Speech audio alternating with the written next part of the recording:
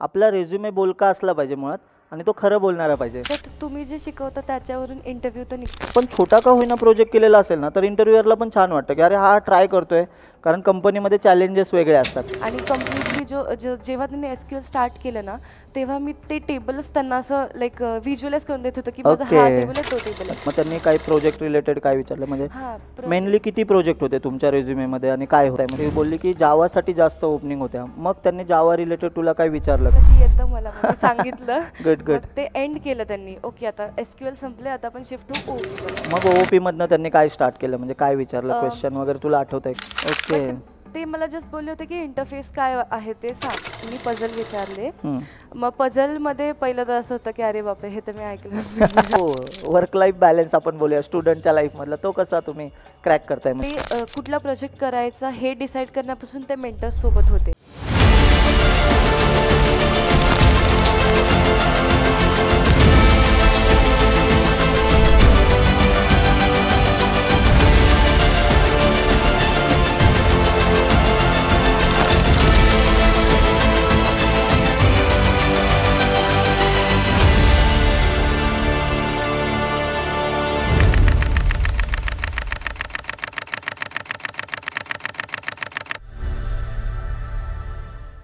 तर नमस्कार मंडळी, पुन्हा एकदा तुमच्या सगळ्यांचं स्वागत आहे PTC पॉडकास्ट सिरीजमध्ये. आज आपल्यासोबत पॉडकास्टमध्ये बोलायला आहेत नेहा. तर नेहासुद्धा PTCमध्येच प्लेस आहेत आणि त्यांचा तो पहिलाच इंटरव्ह्यूचा राऊंड होता. सो आपण ऐकूया की त्यांचा इंटरव्ह्यू एक्सपिरियन्स कसा होता आणि ह्यांच्या इंटरव्ह्यू क्वेश्चन्समधनं आपल्याला काय काय शिकायला भेटते. म्हणजे जे आपले फ्रेशर्स आहेत त्यांनी त्यांचा तो पाथ फॉलो करा, त्यांनी जे जे प्रिपेअर केलं आहे, सो तुम्हीसुद्धा PTC क्रॅक करू शकता. सो चला आपण स्टार्ट करूया आजच्या पॉडकास्टला. हॅलो नेहा. हाय. सो माझं नाव नेहा पिसाळ आणि मी कोर्ट वेबमध्ये बूट कॅम्पपासून आहे. So CPP, Okay. DSA, त्यानंतर जावा, DSA आणि फ्लटर ह्या सगळ्या बॅचेस Okay. आहेत. आणि Sinhgad college of Vadgaon. Okay, म्हणजे तुमचं SCOE SCOE. SCOE होतं. Okay okay. मग तुम्हाला कधी म्हणजे इंटरव्ह्यू राऊंड वगैरे कसं होतं? तुमचा पहिल्याच वेळेस इंटरव्ह्यू होता सॅटर्डे संडेला की कसं म्हणजे? नाही, माझं सगळ्यात लास्टवाला सॅटर्डेला इंटरव्ह्यू होता. ओके. येस. सो म्हणजे ते फायनलच होतं की तेव्हा सगळे ऑलमोस्ट सगळे जे सिलेक्ट झाले ते त्याच दिवशी सांगणार होते. त्याच्यामुळे माझं ALM साठी इंटरव्ह्यू झालाय. ओके. आणि त्यांना मेजर होतं की जावा ज्यांचं आहे ना, जावावरती जास्त कमांड, त्यांना जास्त घेतलं होतं त्या दिवशी. ओके. सो माझं एकच राऊंडमध्ये होऊन गेलं, कारण की ज्या प्रोडक्टला ज्याची गरज होती तर त्यांनीच घेतला. ओके, म्हणजे तुमचा एकच राऊंड इंटरव्ह्यूचा झाला? इंटरव्ह्यू HR वगैरे काहीच नाही, एकच राऊंड? HR पण त्यातच झालं. त्यातच झाला. विचारले 2-3 क्वेश्चन्स HRचे. ओके, मस्त. मग काय होता फ्लो, कसा होता काय? फ्लो तर सगळ्यात पहिलं तर इंट्रोडक्शन, म्हणजे स्वतःच इंट्रोडक्शन ॲटलीस्ट 2-3 मिनिटं प्रिपेअर करा की तुम्हाला तुमच्याबद्दल काय वाटतं, तुम्ही त्यांना काय देताय तुमच्या through as a person. So तुमच्या पर्सनॅलिटीबद्दल थोडंफार सांगा. तुमचे टेक्निकल तर ऑब्व्हियसली सांगा. अजून काय एक्स्ट्रा करिक्युलम वगैरे केलं असेल तर मग ते पण मेन्शन करा.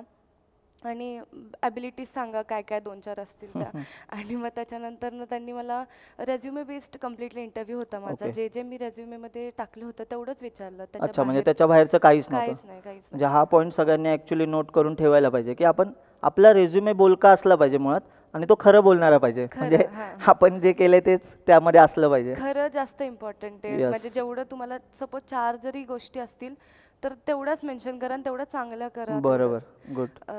सो सगळ्यात पहिलं तर मला त्यांनी SQL वरतीच सगळं विचारलं. Okay. Like SQL relational database बद्दल विचारलं. त्यानंतर प्रायमरी की, फॉरेन की, मग त्यानंतर कुठे असं लाईक तुला टेबल ड्रॉप करायचं आहे, मग तू कुठलं काय यूज करशील, अशा सगळ्या गोष्टी विचारल्या होत्या. त्यानंतर क्लॉजेस विचारलेले, परत इनर जॉइन विचारलेलं. आणि हे सगळं मी सांगताना असं नाही आहे की फक्त ते डेफिनेशन सारखं सांगितलं होतं. मी माझं एक एक्झाम्पल घेऊन गेले होते की माझ्यासाठी हा एक टेबल आहे, तो एक टेबल आहे, त्याच्यामध्ये या फील्ड्स आहेत. आणि कम्प्लिटली जेव्हा त्यांनी SQL स्टार्ट केलं ना, तेव्हा मी ते टेबलच त्यांना असं लाईक व्हिज्युअलाइज करून देत होतं की माझा हा टेबल आहे, तो टेबल आहे. पण मी जे काय वर्क करते तुमच्या क्वेश्चन्समध्ये ते मी माझ्या टेबल्सवरती वर्क करते. बरोबर. सो मग ते जास्त त्यांना म्हणजे बेटर कळलं की हिला काय बरोबर, कारण त्यांना पण तो टेबल व्हिज्युअलाइज झाला की त्यामध्ये ह्या एंटिटी आहेत, हा कंटेंट आहे, डिलीट केल्यानंतर काय नेमकं डिलीट होईल ते सोपं गेलं असेल सांगायला. गुड. आणि लाईक तुम्ही एक्झाम्पल जर तुमचं घेऊन गेला तर ते जास्त बेटर. अच्छा, हां, बरोबर. येस. मग तुम्हाला आता म्हणजे एसक्यूएल पासून सुरुवात केली, मग त्यांनी हां काही प्रोजेक्ट रिलेटेड काय विचारलं, म्हणजे हां मेनली किती प्रोजेक्ट होते तुमच्या रेझ्युमेमध्ये आणि काय होते? माझ्या रेझ्युमीमध्ये 3 प्रोजेक्ट्स होते. एक तर ओके. लेटेस्ट मी फ्लटर बॅचला होती, मग तो टू डू ॲपचा एक ओके. प्रोजेक्ट होता फ्लटरचा. येस. त्यानंतर बुकमेट्स नावाचा एक प्रोजेक्ट होता आमचा, ज्याच्यामध्ये आपण बुक्स आणि फ्लॅट्स असं रेंट करू ओके. शकतो. ओके. सो तो गुड. आम्ही सेकंड इयरमध्ये बनवला होता हो प्रोजेक्ट. का? त्याचं म्हणजे स्टॅक काय होतं, म्हणजे काय वापरलं होतं तुम्ही? त्याच्यामध्ये आम्ही अँड्रॉइड यूज केलं अँड्रॉइड होतं. यूज केलेला? अरे वा, गुड गुड. सो मग तो एक प्रोजेक्ट हां. होता आणि बस हे 2च माझे मेजर प्रोजेक्ट्स होते. ओके. बाकी तर मग त्यांना मी सांगितलं होतं की मी जेव्हा एसक्यूएल शिकत होते तेव्हा मी हा छोटासा प्रोजेक्ट बस मला शिकण्यासाठी केला होता. ओके, इम्प्लिमेंटेशन हां केलं म्हणजे थोडक्यात. इम्प्लिमेंटेशन फक्त. मग तसं ते लाईक देवर ओके. त्यांनी प्रोजेक्टमध्ये पण असं काही डीप नाही विचारलं. रादर मीच फंक्शनॅलिटीज वगैरे सांगायला चालले होते. ओके. बट मग ते असे होते की फंक्शनॅलिटी नको, तू फक्त त्या टेक स्टॅक काय यूज केला तेवढंच सांग. हां हां. मग जर त्या टेक स्टॅकमध्ये त्यांना इंटरेस्ट असेल तर मग कदाचित त्याच्यावरती ते प्रश्न विचारतील. विचारतील, बरोबर. हां असं होतं. ओके, म्हणजे आता तू जसं मेन्शन केलं की त्या राऊंड्समध्ये म्हणजे ते जे तू लास्ट दिवशी इंटरव्ह्यू दिला, शेवटचा दिवस होता असं आपण कन्सिडर करू, की ते बोलली की जावासाठी जास्त ओपनिंग होत्या. मग त्यांनी जावा रिलेटेड तुला काय विचारलं का, म्हणजे त्या रिलेटेड क्वेश्चन, आणि त्यांनी कशी सुरुवात केली? म्हणजे तू आता एसक्यूएल सांगत होती, तर मग ते तिकडे शिफ्ट कसे झाले म्हणजे? हां म्हणजे 2 जण होते मला इंटरव्ह्यूला. ओके. हां. आणि त्यातले एकाने कम्प्लीट एसक्यूएल विचारून घेतलं, इनर जॉइन वगैरे विचारलं, क्या त्याच्या बात है. क्वेरीज सांगायला सांगितला.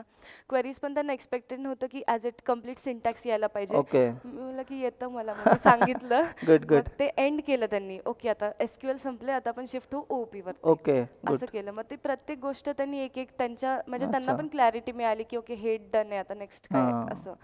मग ओओपी मधनं त्यांनी काय स्टार्ट केलं, म्हणजे काय विचारलं क्वेश्चन वगैरे, तुला आठवतंय का काही असं? हां ओपीच्या आधी एक जावाचं विचारलं होतं की एखादा प्रोग्राम आहे तो कसा कम्प्लिटली रन होतो ते सांग. ओके. म्हणजे तो कसा वर्क करतो इंटरनली ते ओके, सांग. म्हणजे तुला जेवीएम वगैरे ते हां, सांगायचं हां. होतं. मग ते सगळं सांगितलं. तुम्ही शिकवलं होतं एक्झॅक्ट तसं तसं सांगितलं. म्हणजे तू बोलू शकली, म्हणजे तू सांगितलं ते त्यांनी ऐकलं आणि आर्किटेक्चर हां, वगैरे? हां, हां. क्या बात आहे, गुड. ते कारण एकदाच ते करावं लागलं मला. बरोबर. एकदा एक्सप्लेन केलं, मग त्यांना कळलं की नेक्स्ट वेळेस काही गरज नाहीये हिला सगळं बरोबर एक्सप्लेन करायची. बरोबर. मग त्याच्यानंतर ना ओपीमध्ये सगळ्यात पहिलं क्लासेस ऑब्जेक्ट्स ते झालं. मग त्यानंतर ना क्लासेस ऑब्जेक्ट्समधून ह्याच्या इनहेरिटन्सवरती गेलो आम्ही. ओके. मग इनहेरिटन्समधूनच म्हणलं कन्स्ट्रक्टर राहतोय आपला, मग कन्स्ट्रक्टर सांगून दिला. ते कनेक्ट करायचं, हां, बरोबर. म्हणजे मला पण असं होतं की सगळे टॉपिक्स कव्हर झालेच पाहिजेत. Yes. जितकं येते आपल्याला तितकं तर त्यांना कळायला पाहिजे. बरोबर. थोडं कन्व्हिन्सिंग पण पाहिजे. म्हणजे तुम्ही पण बरोबर. असं पाहिजे की अच्छा मला येतं तर मला हे गुड गुड. सांगायचंय. हा पॉईंट खूप छान आहे, म्हणजे ॲक्च्युली ड्राईव्ह करणे म्हणतो आपण याला इंटरव्ह्यू, की म्हणजे क्वेश्चन विचारला त्यांनी तर त्यांनी थांब बोलेपर्यंत आपण थांबायचंच नाही आहे, आपण त्याला कनेक्ट करत पॉईंट सांगायचेच आहेत. बट असं पण नाही की विषयाला भरकटावायचं आहे. हां. पण इनहेरिटन्समध्ये कसं पॅरेंट चाइल्ड आहे, तर आपण कन्स्ट्रक्टरने वरच्याकडे जातो, म्हणजे पॅरेंटचा कन्स्ट्रक्टर कॉल होतो चाइल्डच्या ऑब्जेक्टवर आहे, हे सांगणे म्हणजे खूप छान, म्हणजे हे पॉईंट ॲक्च्युली कॅच होतात. म्हणजे आम्ही पण हाच विचार करत असतो की फ्रेशरने हे सांगावं आम्हाला.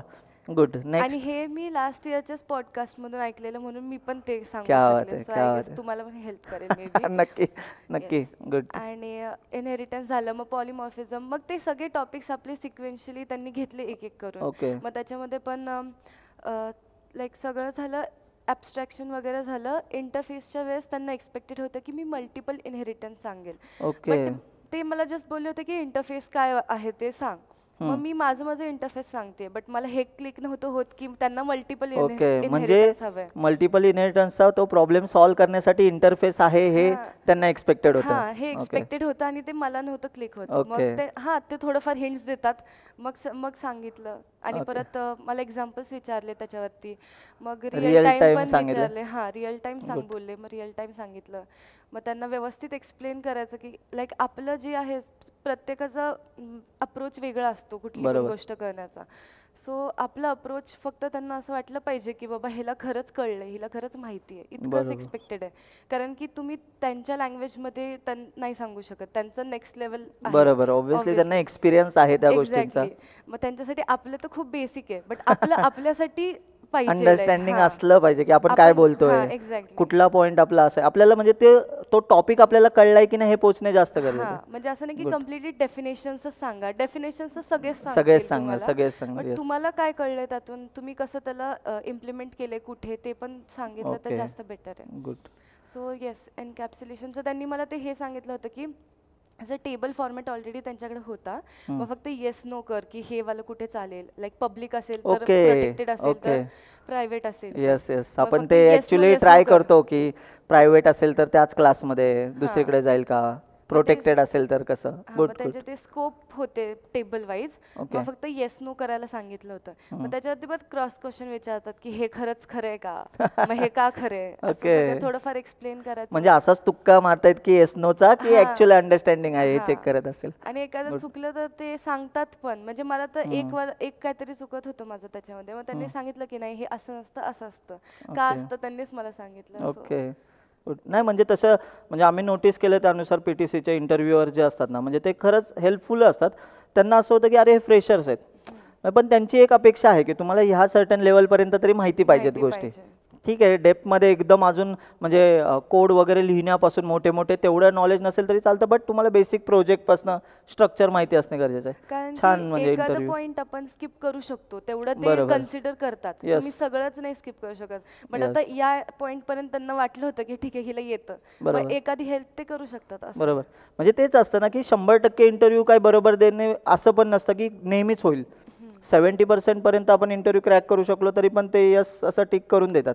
ठीक आहे. मग त्यानंतर काय झालं OOP नंतर मग काय विचारलं? त्याच्यानंतर ना OP झालं. मग मला एक बबल सॉर्टचा कोड विचारला ओके. होता. मग तो पण ते बोलले की ठीक आहे जास्त काही सिंटॅक्स वगैरे आम्ही बघणार नाही, तो लॉजिक Logic.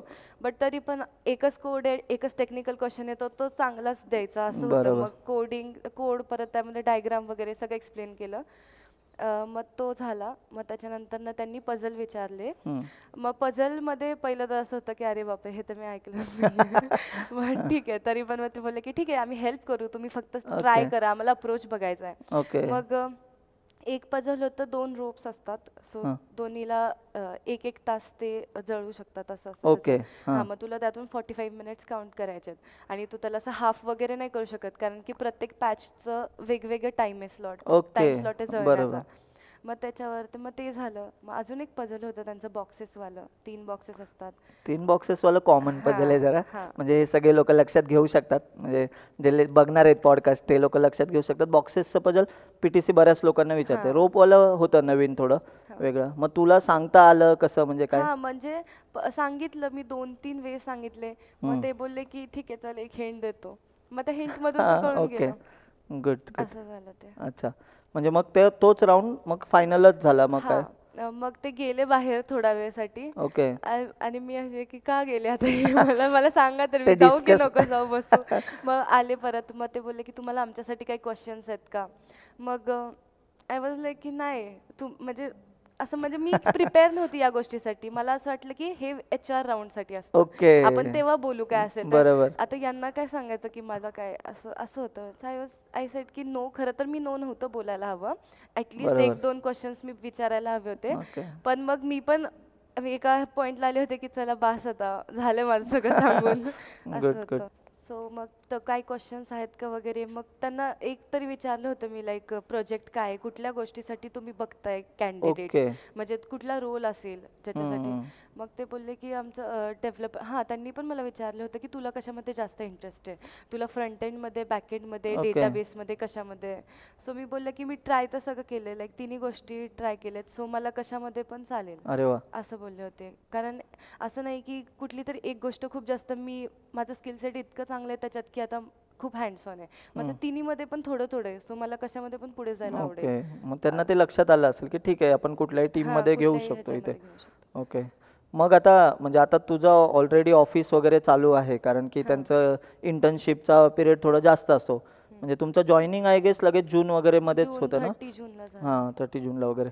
म्हणजे आता तू कॉलेज करत PTC मध्ये कामही करते. मग तुझा तो एक्सपिरियन्स कसा आहे, म्हणजे हे मॅनेज कसं करते तू? आता आपण कॉलेजचं एक्झाम्स असतात किंवा कॉलेजमध्ये प्रॅक्टिकल्स वगैरे सगळ्या गोष्टी झाल्या आणि कॅम्पसमध्ये जाऊन कंपनीमध्ये ॲक्च्युअल प्रोफेशनल एम्प्लॉईसारखं काम करायचं आहे, तर मग तो वर्क लाईफ बॅलन्स आपण बोलूया स्टुडंटच्या लाईफमधला तो कसा तुम्ही क्रॅक करताय म्हणजे? ते म्हणजे जेव्हा एक्झाम्स वगैरे असतात ते आहेत म्हणजे तेवढी सूट देतात, ते कन्सिडर करतात की आम्ही अजून सुद्धा स्टुडंट आहे, आम्हाला ते जास्त इम्पॉर्टंट आहे. ओके आणि ते स्वतःच बोलतात की तुम्ही ते पहिलं प्रायोरिटाईज करा, कारण ओके की कसं एक्झाम्स 1-2 दिवस असतात, मग बरोबर 2 दिवस ते पण आपल्याला मॅनेज करू शकतात.